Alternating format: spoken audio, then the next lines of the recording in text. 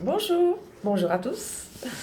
Je vous fais une petite vidéo aujourd'hui entre deux rendez-vous. Je suis dans mon cabinet là, donc c'est pas très grand, hein, c'est juste pour vous montrer. Voilà, ça c'est moi forcément. Et puis voilà, ça c'est le petit fauteuil super confortable où les gens ils peuvent s'allonger. Enfin, c'est trop bien. D'ailleurs, je vais m'y mettre pour vous parler. Je me suis aperçue l'autre jour, lors de la vidéo que vous avez regardée, puis d'ailleurs, merci. Merci à tous. J'étais vraiment agréablement surprise, toutes les vues, pour une première vidéo, super contente. Mais je me suis dit, mais je ne me suis pas présentée. On ne sait pas qui je suis, d'où je viens.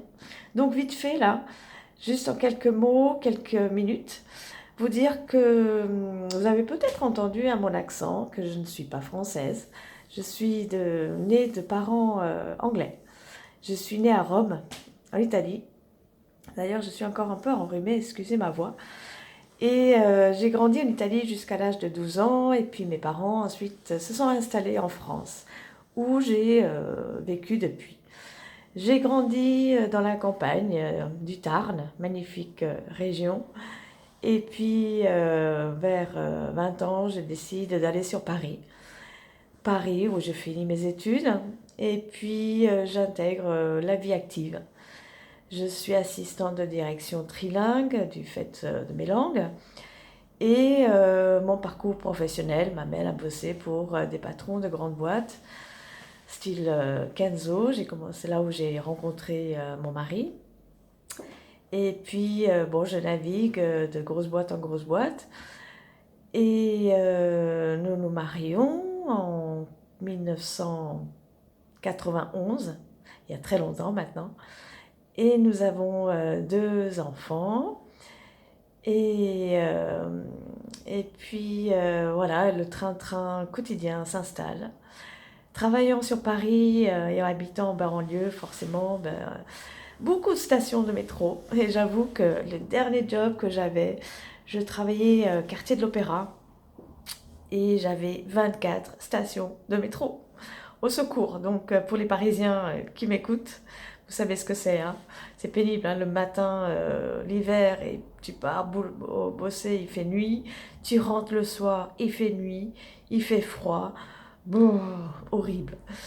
Et j'avoue que quand je regarde en arrière, maintenant, je me dis, waouh, c'était pas évident, c'était pas facile. Et c'est en regardant des photos il n'y a pas très longtemps, j'observais mon visage. Il était triste. J'étais pas épanouie, je trouve. J'étais sous, vous savez, cette enclume de stress. Toujours la course contre la montre. Le matin, il faut vite se lever, préparer les enfants, l'école, courir en métro pour pas arriver en retard, sinon le patron, il te fait la gueule. Le stress du boulot, parce qu'il y avait beaucoup de pression. Il fallait faire un boulot zéro faute. Il fallait toujours être au top, toujours souriant, toujours dispo, toujours parfait, quoi. Parfait, zéro erreur, pas droit à l'erreur, toujours en contrôle. Et puis, fin de journée, tu cours vite, la nounou, l'école. Ouf, tu rentres, après, quand les enfants grandissent, il faut finir les devoirs, vite préparer le dîner, enfin, tout ça, quoi. Et puis, je ne vous cache pas qu'arrivé en 2002 exactement, je me suis dit, je suis une morte vivante. Et c'est pas la vie que je veux. Donc, nous décidons de quitter Paris et nous nous installons dans le sud, à Marseille exactement. Là, la qualité de vie s'améliore, c'est mieux. Déjà, on n'a pas 1 heure de transport. Et là, les choses s'arrangent, ça va mieux. Mais bon, je trouve un travail. Là aussi, j'ai pas mal de pression, j'ai pas mal de stress, d'un ordre un peu différent, mais quand même un travail avec beaucoup de sacrifices au niveau de la vie personnelle, au niveau de la vie privée. Et les enfants, ils en ont pâti. Ils me disaient, maman, tu pourrais être en Australie, pour nous, ce serait pareil. Et oui, j'avoue que pendant 3 ans, je partais le matin très tôt, je rentrais tard et je ne les ai pas trop vus, donc c'était pas très facile. Et, euh, et d'ailleurs, cette expérience professionnelle-là m'a fait vivre un burn-out en 2007.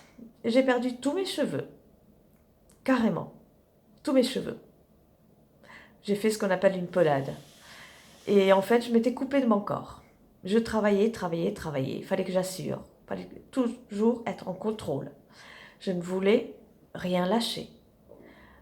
Prendre soin de moi, mais je ne savais pas ce que c'était.